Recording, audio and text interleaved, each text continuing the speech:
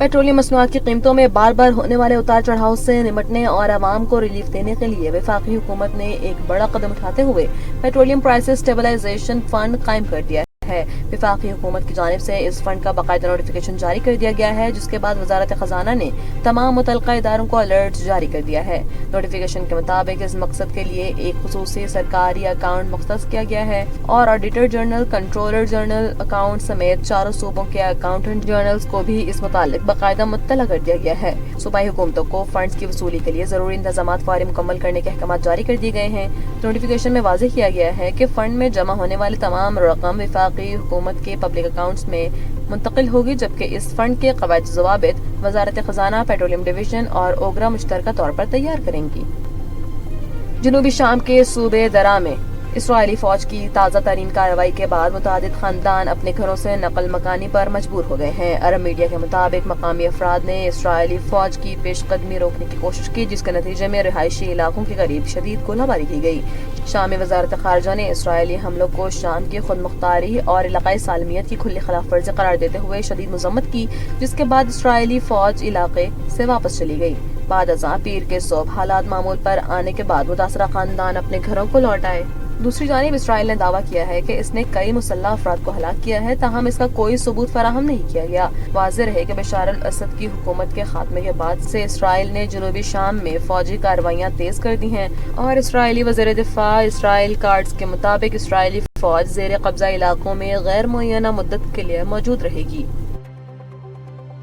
State bank of Pakistan ने bank account holders के तहफ़्फ़ुज़ के लिए एक बड़ा फैसला करते हुए तमाम बैंकों को सख्त हिदायत जारी की हैं कि वो कानूनी जवाज मजाज अथॉरिटी की मंजूरी और मुकम्मल तस्दीक के बगैर किसी भी सारिफ का अकाउंट ब्लॉक न करें। इस्लामाबाद हाई कोर्ट के जस्टिस अरबाब मोहम्मद ताहिर के हुक्म पर अमल दरामद करते हुए मरकजी बैंक ने मुल्क भर के बैंकों को नया हिदायतनामा जारी किया है।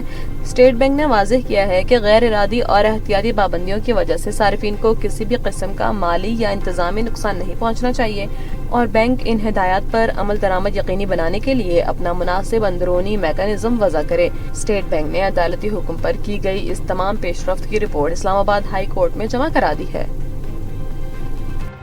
वफाकी वज़ीर इत्तलात और नशरियात अता तारड़ ने साफ अल्फाज में वाज़ेह किया है कि पानी को बतौर हथियार इस्तेमाल करना इलाकाई और आलमी अमन व इस्तेहकाम को शदीद नुकसान पहुँचाने के मुतरादिफ है। इस्लामाबाद में एक सेमिनार से खिताब करते हुए उन्होंने कहा है कि पाकिस्तान के लिए पानी महज एक कुदरती वसीला नहीं बल्कि बका का मामला है और 1960 का सिंध-तास मुआहिदा बैनुल-अक़वामी ताल्लुकात में एक मुनफरिद मकाम रखता है।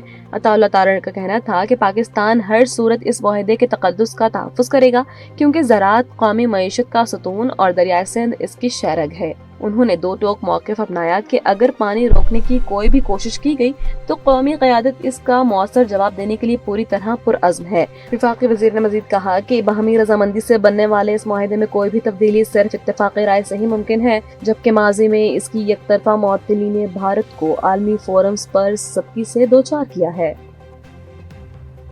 दुनिया की मकबूल तरीन इंस्टेंट मैसेज एप्लीकेशन व्हाट्सएप ने सारिफिन की प्राइवेसी को मजीद मजबूत करने के लिए एक इनकलाबी यूजर नेम फीचर मुतारिफ कराने का ऐलान कर दिया है। कंपनी की जानिब से जारी करदा बयान के मुताबिक अब सारिफिन को किसी से भी राब्ता करने के लिए अपना पर्सनल फोन नंबर शेयर करने की जरूरत नहीं पड़ेगी, बल्कि वो एक मुनफरिद यूजर नेम मुंतखब करके अपना नंबर महफूज रख सकेंगे। पेरेंट कंपनी मेटा ने वजाहत की है कि इस फीचर के बाद किसी ग्रुप को ज्वाइन करते या अनजान शख्स को मैसेज करते वक्त सारिफ का नंबर खुद ब खुद शेयर नहीं होगा। व्हाट्सएप पर अब वही शख्स राब्ता कर सकेगा जिसे आपका सही यूजर नेम मालूम होगा। मेटा ने वाज़ेह किया है कि दुनिया भर में 3 अरब सारिफिन होने के बायस मुमकिन है कि हर किसी को पसंद का नाम ना मिल सके, जबकि जालसाजी और धोखाधड़ी से बचने के लिए मारूफ शख्सियात और आला सरकारी अहदेदारों के नाम आम सारिफिन के लिए दस्तयाब नहीं होंगे। और सऊदी अरब में मस्जिद हराम के अंदर खाना काबा को सालाना गुस्ल देने का इंतहाई रूह परवर तकरीब आज बाद नमाज फजर अक़ीदत व एहतराम के साथ मुनक़िद हुई।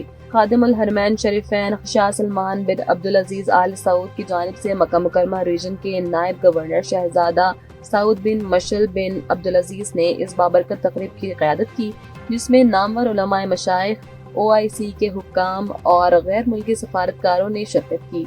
गुस्ल काबा का ये मुक़द्दस अमल 3 मराहिल में मुकम्मल किया गया, जिसके लिए मखसूस मकदार में आब ज़मज़म, اعلیٰ معیار کے خوشبودار تیل اور معطر اجزاء استعمال کیے گئے۔